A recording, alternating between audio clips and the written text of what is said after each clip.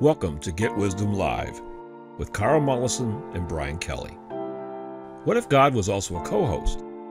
What if the historically rare ability to question God directly and get profound answers back has been rediscovered?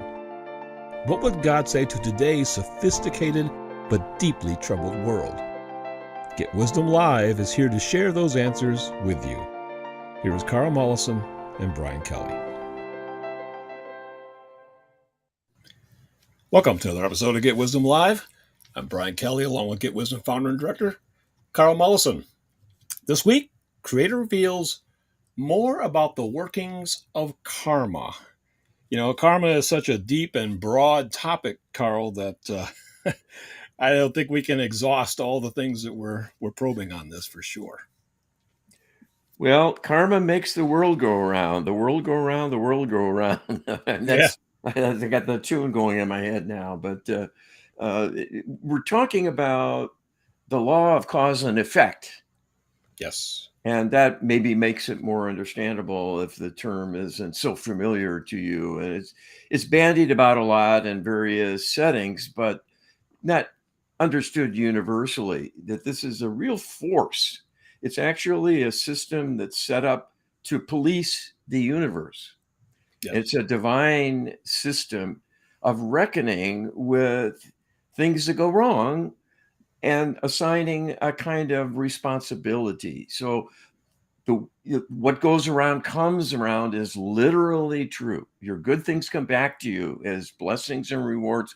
Bad things come back to you as other consequences, maybe misfortunes, suffering, or something that teaches you the lesson ultimately. And if not, you're going to repeat that experience over and over in one way or another, because it'll be seen to. Yeah. Yes. I've been a student myself of metaphysics, psychic phenomena, world religions since 1983. So I've been exposed to karma in many guises, many descriptions. And I have to say, we're learning new stuff about this all the time and having some ideas about karma dispelled, corrected, so to speak. So it's a huge topic. Creator, we've, in the 5 years that we've been doing Get Wisdom, we've learned a lot about it, but we're learning there's more to learn, Karl. Yeah, there's always more layers. Yep. Here we go. You ask Creator, one of the biggest mysteries there is Karl himself. Considering how truly rare his ability to channel Creator truly is, it's a fair question to ask. Why Karl? Knowing Creator does not habitually lead us to insight without effort on our part, some idea as to why Karl has been formulated. We know from Creator that Karl was Allan Kardec. Looking at Kardec's life, we see no real clue of Kardec possessing anything like Karl's present abilities. In fact, he relied on mediums to do his research in that life. But lots of people through the ages have done that also, so that by itself does not seem extraordinary. But what is extraordinary is the fact that his research spawned a movement, a new religion, the size of Judaism. So in a sense, Karl, as Kardec, hit the good karma jackpot. His legacy did not just create good karma, but literally a mountain of it. Millions of people over the last century and a half have evolved spiritually as a direct consequence of his work as Kardec. We know that our disconnection from our deep subconscious and higher self is a healing need. But the mammoth amount of good karma generated from his life as Kardec was Karl's karmic backlog substantially or even entirely healed to the point where his intuitive upgrade was not a gift, but a genuine attainment. What can Creator tell us? Well, first, let me say, I asked the question of Creator because Brian gave me the question to ask. Fair enough. I don't like talking about myself, and this was his idea, but it's instructive, so I went with it.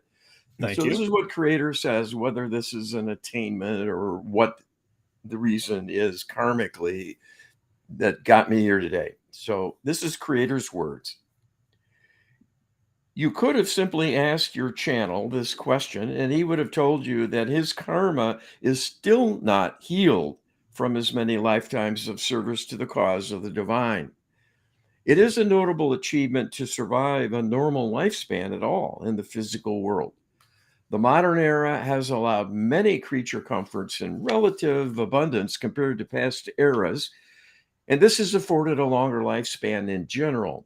but there are still many ways things can go wrong and people die young, not to mention incessant warfare and the problem of illness, both of which are karmic in origin largely because so much adversity has happened in the past and experienced by people and becomes a karmic legacy, the purpose of which is to surmount it, to learn through its healing how to survive and make one's way more successfully. If one does this, life can get easier in future incarnations. And indeed, there is a soul growth in progress for all involved. And this can indeed lead to enhanced circumstances, as well as accumulation of great talent and capability. The titans of music composition are a good example of an attainment of superb and profound talent on display. That did not happen overnight as an accident of birth or even putting in a bid to creator to be a great composer, for example. In every case, that was nurtured through many prior lives as being interested in music, then becoming a musician, and then experiencing life after life of honing and growing expression of that talent to add to the skills it supports and thereby foster ever greater expansion. The same is true of your channel. His life as Allan Kardec was, in turn, based on many prior lives of divine service as a healer, as a prophet, and many other roles. But your question about his ability to channel us directly being an attainment as a karmic payback for prior achievement is literally correct. This was not an idle choice, being a very, very rare ability. To have authentic channeling capability using Creator's translator rather than one's own psychic capabilities is gifted. And that was the case here. It was well deserved and appropriate, especially given his prior lifetime that was a direct preparation for the current incarnation where he is back. Not as Allan Kardec, of course, but as an individual deeply probing through his research not only the workings of the world and its ways, but the sources of evil and how to surmount it through divine healing. Thus, he is contributing to human welfare across the board, blowing the whistle on the interlopers, exploring the avenues to salvation and rescue from being menaced by these interlopers who have designs on your world, and along the way, bringing new insight and deeper understanding of the workings of karma behind physical maladies and the many influences to the negative for the emotional life and experiencing, including mental illness, its origins, and how it can actually be healed through a better understanding of levels of the mind. This is, we believe, a pinnacle of his achievement because the world will not be continuing much longer in its present form, but will be advancing through a transformation of ascension if things work out as we hope they will. If they do, it will be the contributions of your channel to a significant degree in serving an awakening and a unification of souls doing the right thing, requesting divine intervention in the right way with effectiveness to keep things going in the right direction. That is quite an attainment. Well, this is clearly a creator soft shoe response, I would say. And, if you were to give this response, it would come across as self-deprecating. So in that sense, it's kind of creator deprecating. But creator has to acknowledge that, frankly, Karl, I was literally correct. He said so point blank. But that said, the idea, the motive behind asking this question was to expand our understanding of the dynamics and not to, you know, celebrate you unduly, Karl. Let's put it that way. Well, I was a preacher kid and I grew up with my dad using me as an object lesson of his sermons. So I'm kind of used to this.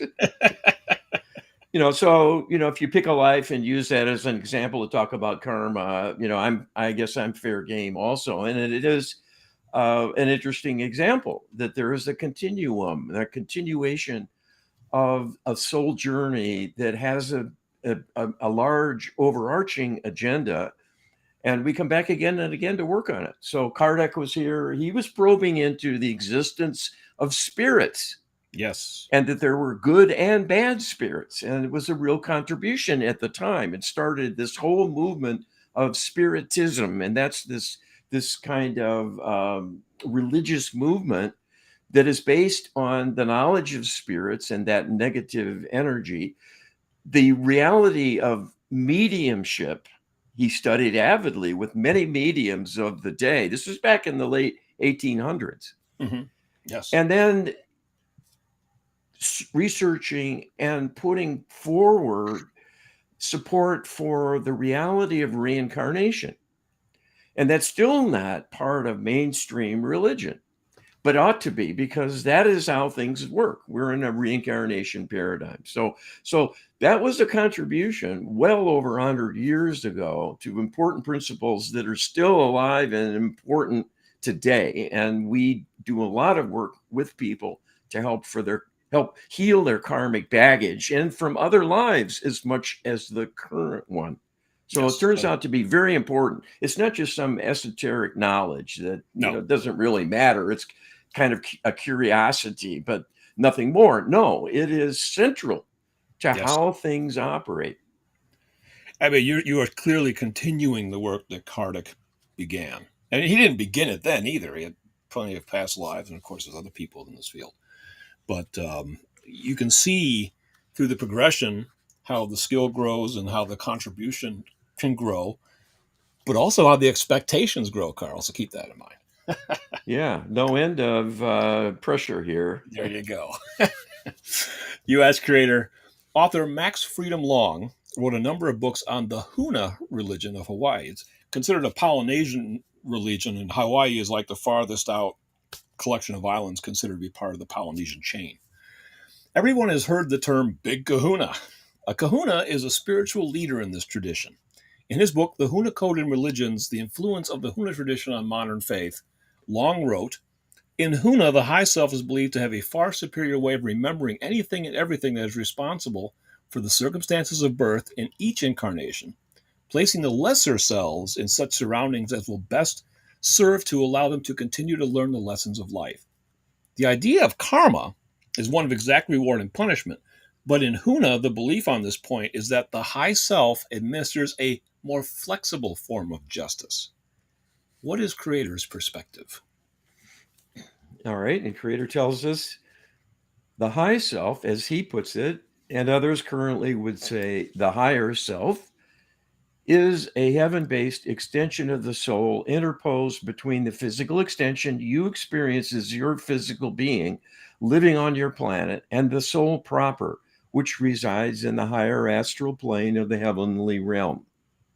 Being in the divine realm, the high self acts as a divine being, but with the unique function and role to play as an advisor, as a guide, as a watchdog, and as an intermediary to bring assistance of all kinds and to shepherd your life journey as a contribution to soul growth and learning. As such, the higher self has a very important role to play. And even the Almighty will not intrude on the domain of the higher self to govern what happens to you in the physical. There will always be a consultation before a divine intervention of any kind is brought to bear for someone living their physical life. The main way people experience the workings of their higher self is when there is a moment of feeling conscience stricken because they have gotten out of alignment through a misstep, a poor choice, a selfish impulse, for example, and feel a pang of conscience strike them. That is a reminder they are more than their current perspective is offering them, and it is a warning indeed. They are making a karmic misstep that could have terrible consequences, as negative karmic events always do. So, this is a quite useful function, not simply a kind of nanny serving as a do gooder police function, compelling you to mind your manners. It is literally your savior over and over again by helping you stay in alignment. Many people learn to ignore their conscience. And in fact, some people who are so disconnected from the higher self to become self involved and selfish human beings, they may not hear the higher self at all. And that always leads to a downward spiral because it is a true lifeline to help you stay in divine alignment as best you can. We understand no one is perfect, but many people have strayed much more than random error would cause, and knowingly allow that indulgence simply because there seems to be no penalty as they're getting away with it. That is a false perception because the law of karma will see they get a comeuppance. So the higher self is there to work in concert in a dynamic fashion with the soul extension in physical form to provide oversight and a kind of watchdog function to see to their needs and perhaps sound an alarm if there is danger and so on. But there are limits to what the higher self can do.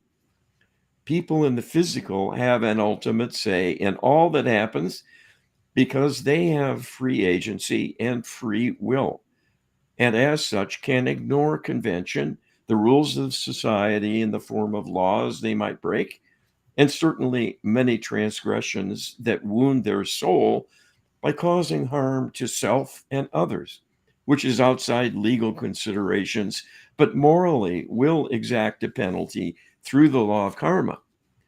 So there is both a local enforcer of karma in the form of the higher self, largely to warn and provide inspiration and guidance, and a much more powerful and dispassionate law of karma that will arrange a leveling of things energetically that may well punish a person severely for prior wrongdoing. That might come swiftly, but more commonly will be delayed and perhaps not be until a subsequent lifetime. But eventually, everything will become rebalanced, and it may be quite a painful process for the wrongdoer. So, of course, we're trying to expand our understanding of the roles that the higher self plays in our lives, as well as the role of karma. And the Huna religion, at least in the reading I've done so far, seems to kind of dismiss the idea of karma the way it's energetically portrayed, and they seem to assign all karmic activity to the higher self, and that might be an overreach.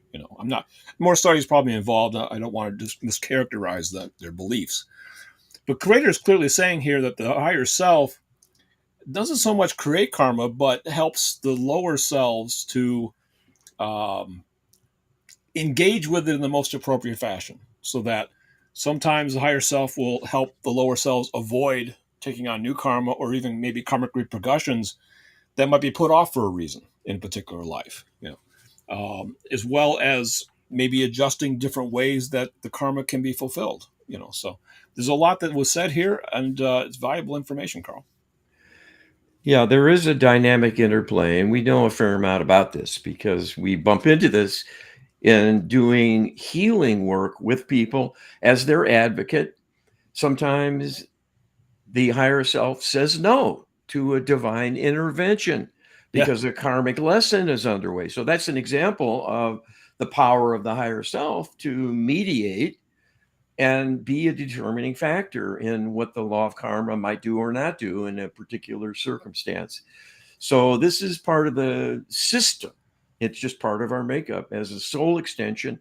We have this intermediate higher self there, and it is there to help us because if we get into a karmic liability situation, we have to work out of it, and it's very important that we do because it'll only get worse. yes. U.S. Creator Long wrote, the only sin recognized in Huna is that of hurting another in some way, and this includes hurting the feelings as well as hurting in a material way. What is Creator's perspective? All right, Creator says, we concur wholeheartedly the correctness that hurting feelings is every bit as important as a material physical harm of some kind. This is because your emotional life, through the power of consciousness, exerts an influence on your being at multiple levels, and that can even include the soul itself. If you are subject to mental anguish and torment that is so damaging it changes your life in a significant way, and thus your destiny, That is a large consequence that might be difficult or impossible for someone to heal within themselves. What is left out in this description is the wrongdoing involved with harming oneself. The law of karma, the great leveler, will see that as an equal transgression as harming another. The reason is you, like everyone else, are a soul based being. Anything that interferes with your soul journey is a significant harm and source of difficulty that can become quite severe. In actual fact, more people harm themselves than harm others. And harm to the self can be done more readily, more severely, with greater ease, and a huger impact than you can harm other people who at some point will simply run away from you and thus limit the potential damage or fight back in some way to silence you. But if you are harming yourself, there is nowhere you can escape to because your perpetrator will go with you, and that is lifelong. So, an attitude of self denial, self abnegation, will have many, many adverse effects and is the greatest source of liability, preventing happy and successful lives. This is a soul transgression of the first order and will have a karmic consequence. People do not understand this, and that makes it an extra harsh penalty because a lifetime of beating up on oneself may well set you up to repeat this and compound the damage or make you a diminished weakling who comes to harm from others carrying out that same function. The law of karma might use such a circumstance to accelerate the reliving of such karmic drama as a victim. This is why self induced harm can be so very deadly and needs to be healed by recognizing it is not normal and is, in fact, an immoral act.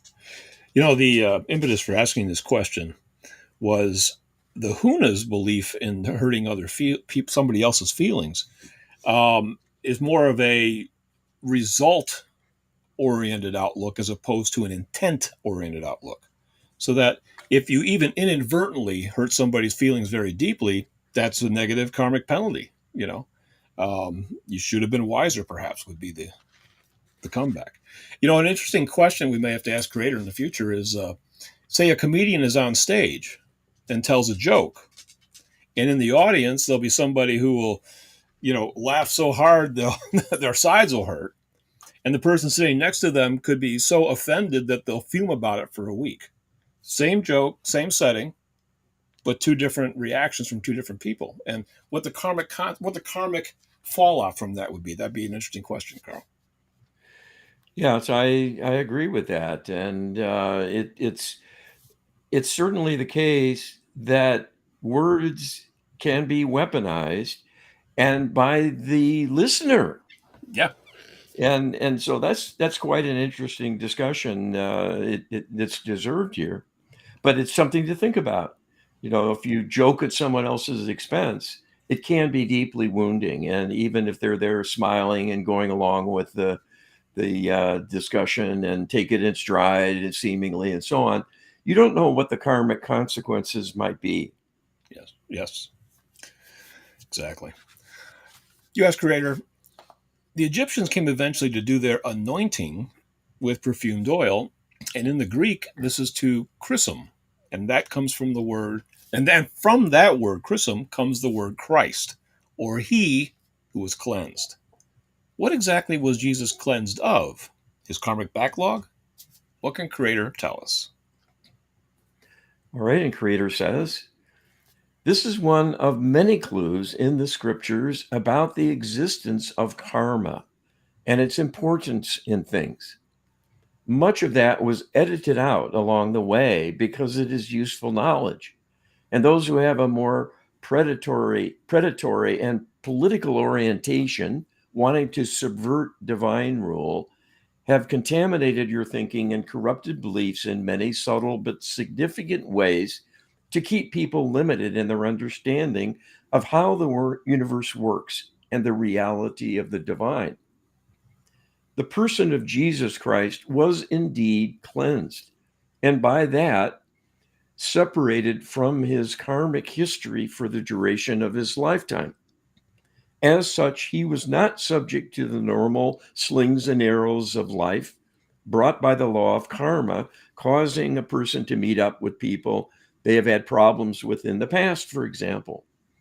So he started out in life literally as pristine, with no baggage, so to speak, from any prior karmic events.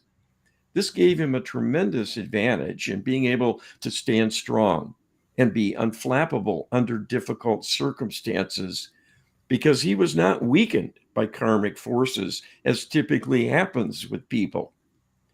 This is why so many are timid or weak or uninvolved, or perhaps even wanting to avoid altogether a difficult circumstance and done more out of fear than simply not wanting to take a risk or as a calculated decision. So many people are wounded again and again by recurring negative karmic history impinging on them in various ways through a return of pressuring influences and former opponents that it is hard to even get through life and stay strong and healthy and not succumb to the erosion of the well-being that karma can well bring about because people have not been taught how to heal such things and rise above their karmic legacy. So this gave Jesus Christ a tremendous advantage, and that served as an object lesson to all about the importance of karma, but unfortunately was poorly expressed in the historical accountings that survived that era, mostly put into written form many years later. But we are glad you were asking this question, and he is as well, because he wants all to know that their lives can surmount the greatest of difficulties.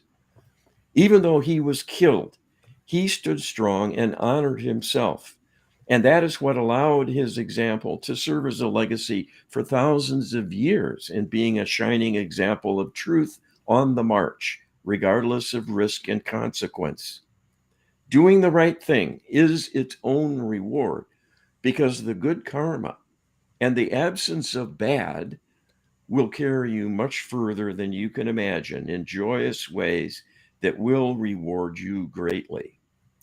Well, I'm seeing a pattern here, Karl, of to whom much is given, much is expected. And obviously, Christ was given, or Jesus was given, a huge advantage by having his karma turned off for one lifetime, anyway, is what Creator is essentially saying. But a lot was expected of him. And of course, his having to go through the crucifixion was agonizing. But indeed, he's a shining example to the world because of the way he went through it. He bornely he bravely borne his suffering, and he didn't succumb to bitterness, and he didn't blame, and he forgave. I mean, what more can you do that is divinely inspired in the most difficult of circumstances? And that's what he put on display for us, Carl. Yes, and we've heard this verbatim from the Almighty that his forgiveness of his tormentors from the cross, Father, forgive them, for they know not what they do. That famous quote was intentional to separate him karmically from the perpetrators. That act of forgiveness said to the law of karma, I'm done. I don't need these people anymore in my life. Let it be. I'm moving forward now. And that forgiveness released him from doing a karmic dance because we see this all the time with people that they're connected at the hip Yep. with with perpetrators from other lives and they come back in a new life, both of them, and have a tussle, and they go round and round. It's like a grudge match that just won't end, and Right. someone has to get healing for that to stop. And so this is wisdom of Jesus Christ in action. That act of forgiveness has such power to elevate you. It's Yeah. as much about you as about someone who's harming you. Absolutely. Well, speaking about empowered, there is empowered prayer, which is a very, very important thing for people to learn about and utilize in their lives. And you can learn about empowered prayer by getting our prayer book. You can download it free today from getwisdom.com, no membership required. Just get it at getwisdom.com/prayer, getwisdom.com/prayer. And really take this into account, Karl, because these prayers make a big difference in life. Well, this is the power you hold. The divine has to stand aside and let us run things. Don't get into an argument with me about this, because I'm not any happier about it than you might be in hearing that description. But this has a purpose. It's learning and growth. Can we handle it if we're more on our own than not? And we're not so aware there's someone looking over our shoulder every second. And that the test of us is still undecided, because it hasn't gone well, but we can change it. And that's the We whole can point of indeed. empowered prayer. And the point of our project, Get Wisdom.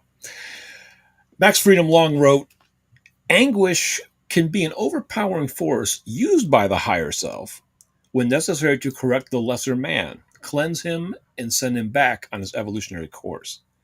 This is not the karma of India, which is impersonal and is working out a vaguely defined law.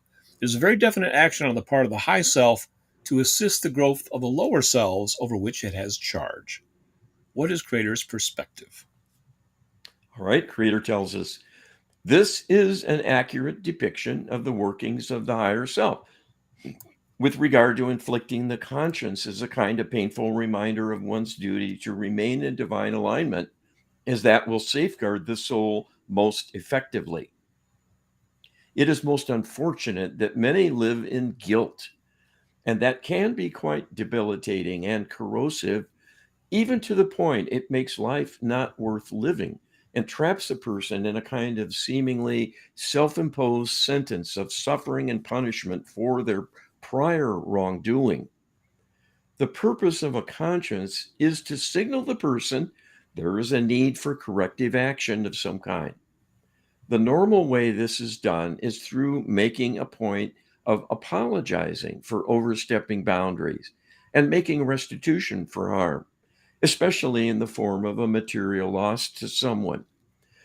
But there are many circumstances where a repayment is not straightforward at all and may seem to be impossible, as in causing the death of someone, as you cannot bring them back to life.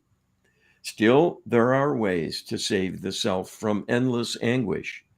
That is what divine grace is for.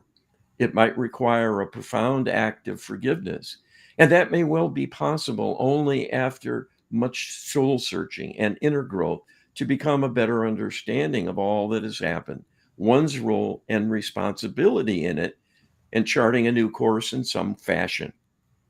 This is attempted in the case of the law enforcement system viewing transgressions as causing a debt to society.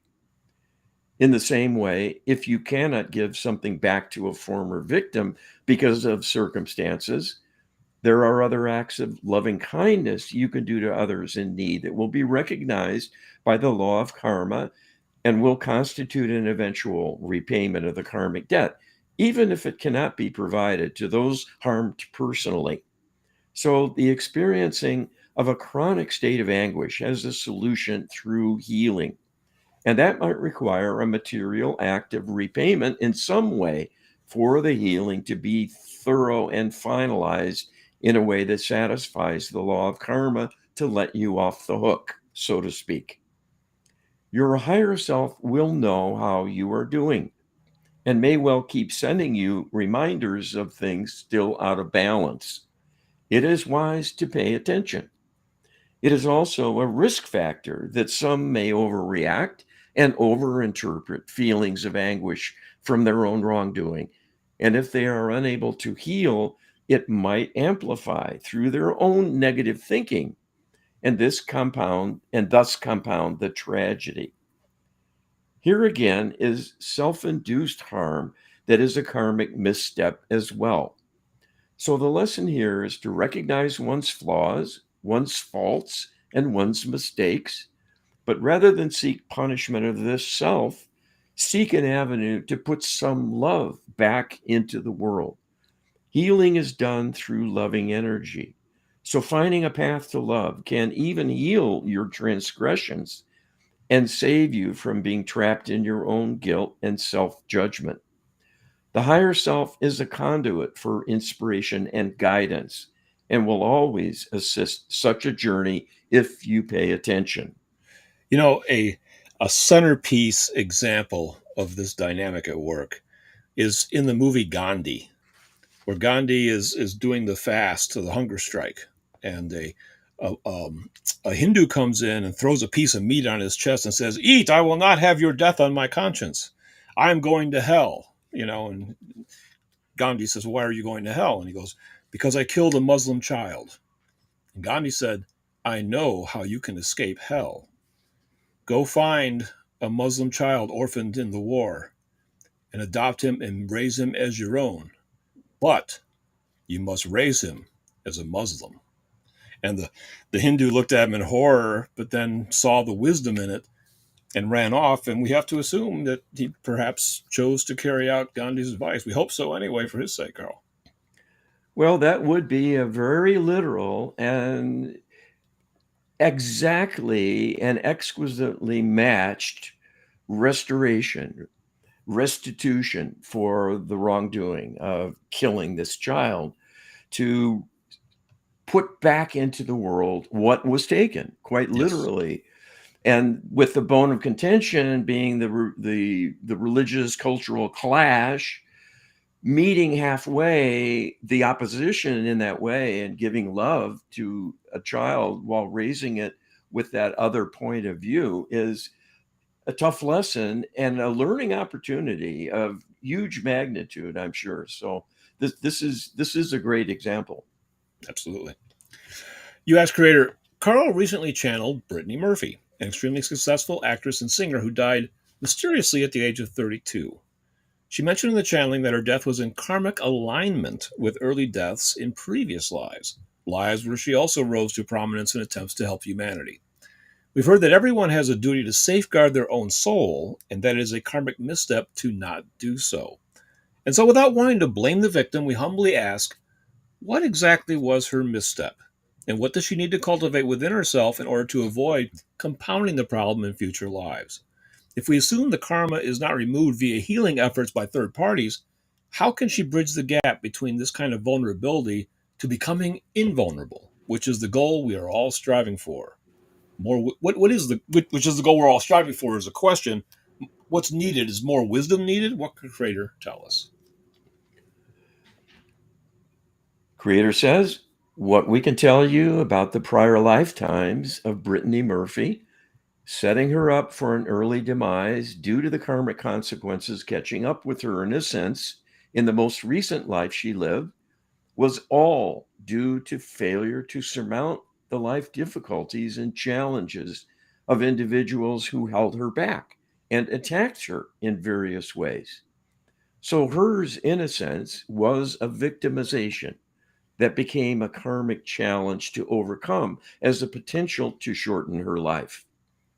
Someone who is harmed so grievously it shortens their life, perhaps through being subject to neglect or put at risk to do the most dangerous work or in being enslaved and worked to death, is seemingly blameless, but karmically, anything that harms your soul is your responsibility. And because this is true, there will be a karmic debt from your failure to stand strong no matter what. When you are taken out, even by interlopers manipulating humanity to cause things like war, pestilence, famine, and interpersonal strife, all of which serves to shorten lifespan, the fact it happened on your watch, and in fact were asleep or had become disempowered and unable to defend yourself, this is indeed creating an imbalance of energies that is your responsibility. The perpetrators have a responsibility to undo all the negativity they gave rise to. But this is always a kind of karmic dance between perpetrator and victim. And the victim comes away diminished through their vulnerability in not being able to stand strong in the first place. That seems to be a harsh standard, but that is what the system is for, to keep the bar high, to keep people striving for growth and learning to become ever stronger, more capable, more effective, and more successful in having the energy and wherewithal to do the right things and not the wrong ones. That success is leading towards the state of invulnerability to harm. It is a lofty goal, but a goal worth working towards. And that is the lesson of her example. Well, I can honestly say that when I first encountered this idea of being this, we have to safeguard our own soul, and Creator says that seems to be a harsh standard. Hey, I agree. It does seem to be a harsh standard, but it apparently is what it is. The bar is high. There's a reason for the bar being high, because you can't attain lofty achievements without having to you know really hone your skills, right? And being able to stand strong in the face of adversity is a skill, and it takes practice, it takes repetition, and that's really what the law of karma is all about. So Brittany's life was a tragic one. It ended early, I believe probably in her own hand, but she was pushed into it, through manipulations of all kinds. But you contrast that with a previous answer that we looked at, which was Jesus's crucifixion, you know, and they were handled in different ways, So we looked at Jesus as an example of the way that you handle a crisis of magnificent proportions. I mean, what could be worse than crucifixion if you think about it? There's not too many things to compare to it. And yet, Christ was the shining example of what to do even in that situation. So the object lesson is there. It's not an easy one to always digest, though, Karl. Yeah, well, he, of course, enjoyed the existence of meeting that high bar standard to begin with and not having karmic baggage to diminish him and Yes. sap his strength and lower his ability to stand up to the slings and arrows of life as they occurred. And the rest of us are struggling with our own mortality and our vulnerabilities from many, many lives where things went wrong and we weren't able to fix it. We weren't able to heal it. We didn't know how. People have not been taught how to heal these kinds of issues. And this is something that we have really researched and gotten divine help to give us the insight. So, step by step, we've learned what it takes. And it's not easy. It isn't straightforward. It is a complex series of healing maneuvers that need to be requested. Yeah. So, you have to know a lot about what went wrong and why. And you also have to understand something about how the divine realm can heal and the things that needs to be applied to. That's you talk about a high bar. Oh, I mean, you say we're not taught about this stuff, but even if you're taught about it, it's hard. Well, that's because it we're so behind. Yeah. But you have to start somewhere. Yeah. And so we're here to get this going on a large scale. That's our goal. Absolutely. Spoiler alert: the best way to handle karma, Karl, is the Lightworker Healing Protocol. We talked about empowered prayer in our last mini break, and the Lightworker Healing Protocol is empowered prayer, but of a much more comprehensive approach to things, Karl. Yes, yes. And it we are told is the answer for what's wrong with the world now because divine healing is needed big time. And people have drifted away from even conventional religion, which is on the right track, but not fully equipped with all the best tools that's been denied Yep. them through the ages because we're being manipulated by the darkness to be ignorant. So we're not just dredging the bottom because we enjoy bringing up the sludge.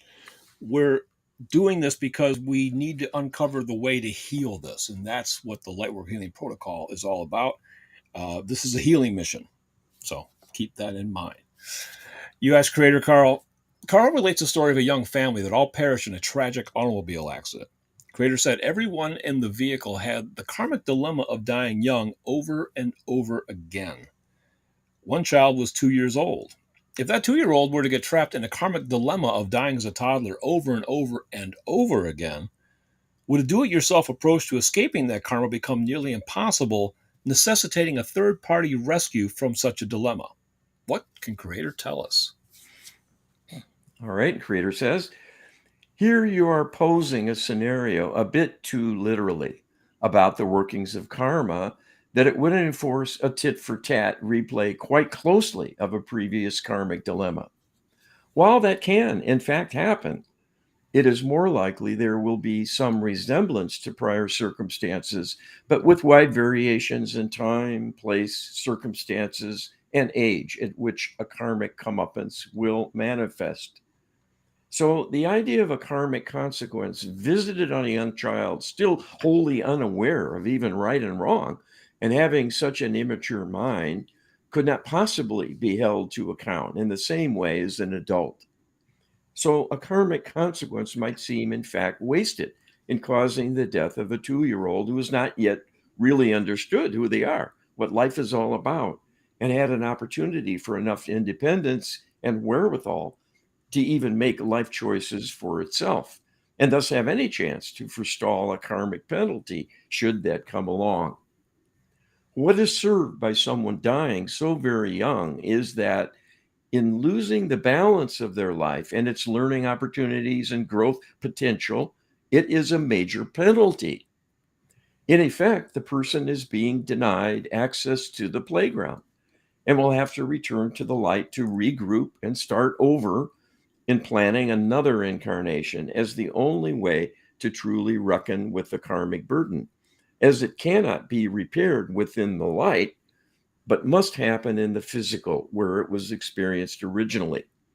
So, this is an object lesson in what can happen to get someone in trouble and stay behind the curve, even in life after life, and can serve as a warning to take your life seriously, to safeguard yourself through making wise choices and learning all you can to do so effectively. Once a karmic potential like this is launched, it does indeed take at times a miracle through a third party rescue to save them. That as well is why you are here as a divine human, to help your brethren overcome their karmic backlog and yours as well, whatever form it might be exhibiting at the moment, as well as all the potential that is looming for things to arise again, like physical illnesses, life disappointments and failures, accidents and injuries, troubled relationships leading to chronic unhappiness, and early death from accumulated stress. The takeaway message here is even with a severe karmic liability, there is always hope because you have the power within you to partner with the divine and head off such disasters. If you get going and use your time wisely and well by attending to your healing needs before the problems arise, preferably because when they do, it might well be too late. There is definitely a powerful lesson in this. I mean, Creator is basically saying, I feel a sense reluctantly, but saying it nevertheless, that that souls, people, can get caught in karmic dilemmas that they essentially can't escape from. Well, we know that to be true because we're told that is true of all the extraterrestrials. Carl, they're stuck in a karmic loop that they can't escape from. In the same way that perhaps a young child who keeps coming back and dying as a toddler gets into a karmic loop that they can't escape from. The object lesson is that anytime that you know of a child that died young, that is a healing need. And you would do well by doing a light worker healing protocol for them because that could change the game for them. But it goes well beyond just the child, the toddler, because our interloper adversaries all need the same thing because they're stuck in their dilemma, Carl. Yes, and we can do more than just forgive them. We can heal them. That is a more active rather than a passive reaction to the dilemma of being victimized And it makes a difference because it adds more capability for divine intervention. So this is what the Lightworker healing protocol does very, very well, because it has all this built into it to ask for all the interlopers who have influenced a person through all the timelines, all their lives, past, present, and future as well. So this is the solution we're being given to turn this around. And without it, it's likely that it will not happen because the world hasn't been able to do it so far on its own, just kind of magically. Right. This has been building to greater knowledge and insight. So here's an example of karma, tragic karma. This woman and 3 children, she had 3 children in a car. They were on their way to Bible camp. Mm. So these are, quote, nice people, unquote. They harmed no one as far as one could tell. And yet they were demolished. They were killed by a broadside from a truck. And what Creator told us, this is not only karmic and their destiny karmically, but if we had done a Lightworker healing protocol session for the mother alone at some point along the way, for whatever reason, this accident would have been prevented, because the healing that it brought about would heal the karmic imperative for that tragic young ending of life to happen. And so this is, we didn't invite that comment. This was this is 5 years ago when this happened, and I heard about it, and I asked the light, how can this be? This model family and so very young kids and the young mother. And so Creator used that as an opportunity to give us a divine hint. Keep going, fella, with your healing work. Well, I distinctly remember this incident, this anecdote the real anecdote that you had shared 5 years ago, but I never had a really comprehensive understanding of all the dynamics. And so it was one of those things that just kept bothering me all these years. And I was just waiting for the right opportunity to ask the question, feeling that maybe I had gleaned some additional insight that Creator could validate for me. So thank you for asking that question, as always, Karl. You ask Creator, it seems karma is a lot more complicated a phenomenon than most people even imagine.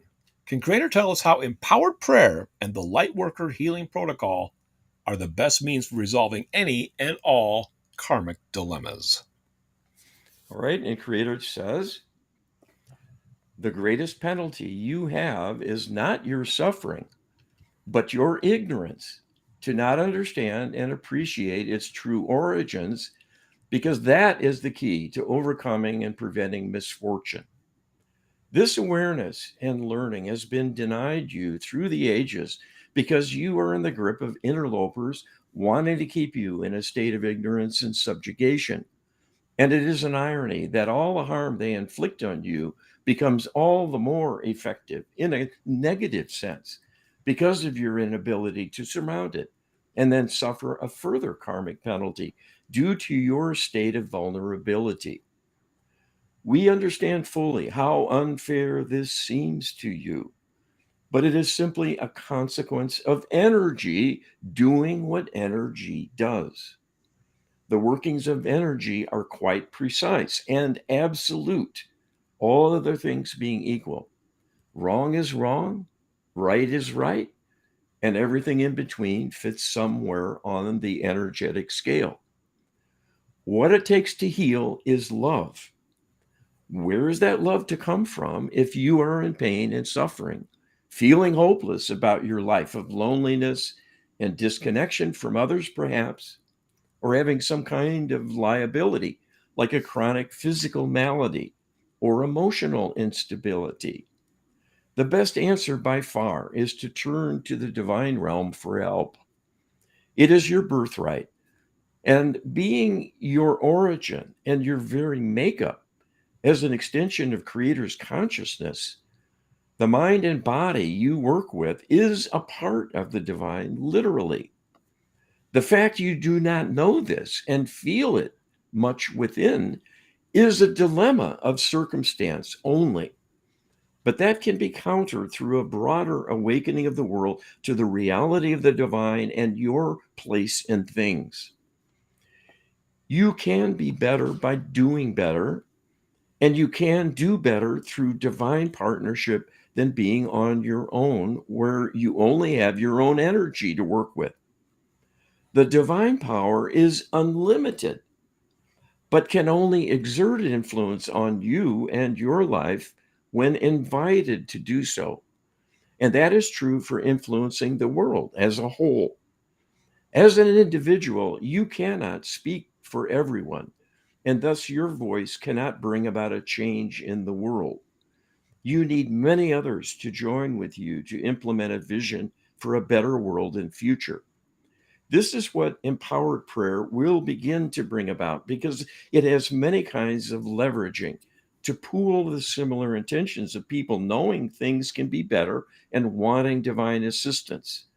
That is a requisite for divine intervention to recognize the true nature of the dilemma and request divine assistance, ideally with an understanding of how the divine realm works and how it can influence things for the better. That is where the Lightworker Healing Protocol shines, because it is a comprehensive set of divine requests to cover the bases, virtually all sources of negativity that can befall a human being, or an extraterrestrial for that matter, and ask for healing of all beings at risk and who are suffering. The answer for the problem of evil is to raise everyone up, especially the evildoers, as that is the only thing that will put a stop to it.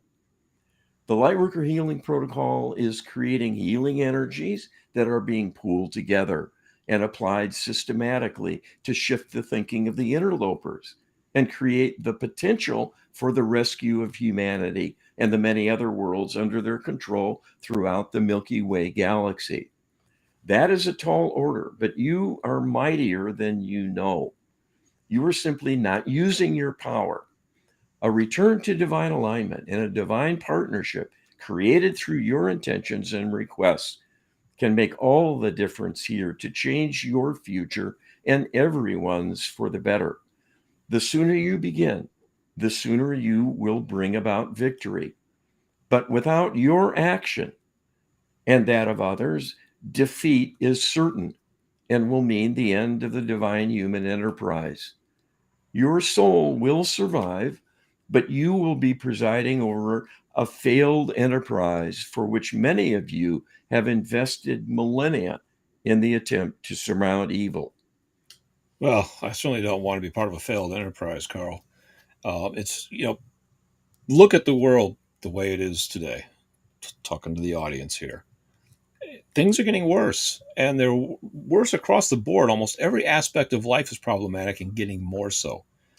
There's something basically non-human going on. I mean, I don't think that humans have the capacity to mess up things as much as they're being messed up just on our own, because it's beyond even just our activities, Carl. I mean, the weather, for instance, and the droughts that are going on worldwide, and the viruses that come out of nowhere.